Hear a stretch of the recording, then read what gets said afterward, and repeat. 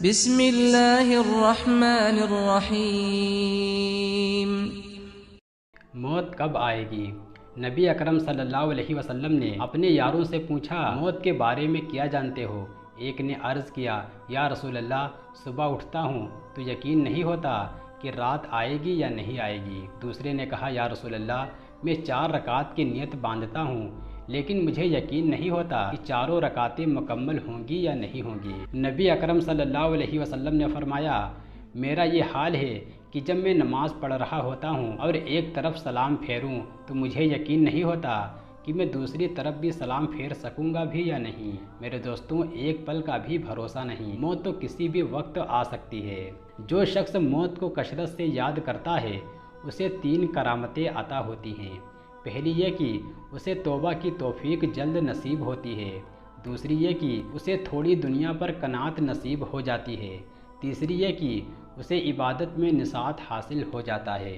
موت کا اعلان، میں وہ موت ہوں جو بیٹوں اور ماؤں میں جدائی ڈال دیتی ہوں، میں وہ موت ہوں جو بھائی اور بہنوں میں جدائی ڈال دیتی ہوں، میں وہ موت ہوں جو ہر دوست میں جدائی ڈال دیتی ہوں، میں وہ موت ہوں جو میاں اور بیوی میں جدائی ڈال دیتی ہوں، میں وہ موت ہوں جو گھروں اور محلات کو خراب کر دیتی ہوں، میں وہ موت ہوں جو قبرستان کو آباد کر دیتی ہوں، میں وہ موت ہوں جو تمہیں تلاش کرتی رہتی ہوں اور تمہیں مضبوط قلعوں میں بھی پا لیتی ہوں، اور کوئی مخلوق بھی میرا ذائقہ چکھے بغیر نہیں رہتی۔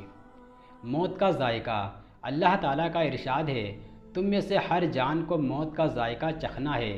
اب ذائقہ یا تو کڑوا ہوتا ہے یا میٹھا ہوتا ہے۔ جس انسان نے اچھی زندگی گزاری ہوگی وہ جب موت کا پیالہ پیے گا تو اسے میٹھا ذائقہ محسوس ہوگا، اور جس انسان نے غفلت بھری زندگی گزاری ہوگی اس کے لیے موت کا پیالہ اتنا کڑوا ہوگا کہ پینا مشکل ہو جائے گا، اور پھر پینا تو پڑے گا ہی۔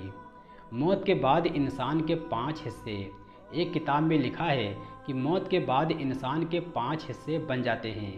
ایک تو روح ہے، اسے ملک الموت علیہ السلام لے کر چلے جاتے ہیں۔ دوسرا انسان کا جسم ہے جسے کیڑے مکوڑے کھا جاتے ہیں۔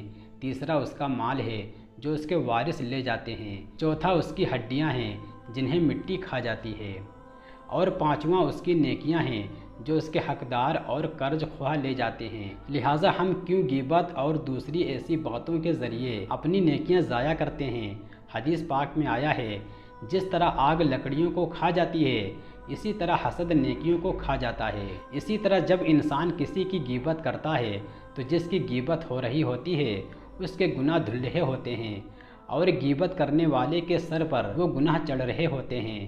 دراصل ہم اپنے کسی مخالف کی غیبت نہیں کرتے بلکہ اپنے مخالف کو اپنی نیکیاں دے رہے ہوتے ہیں۔ لہٰذا ہمیں ایک دوسرے کی غیبت نہیں کرنی چاہیے۔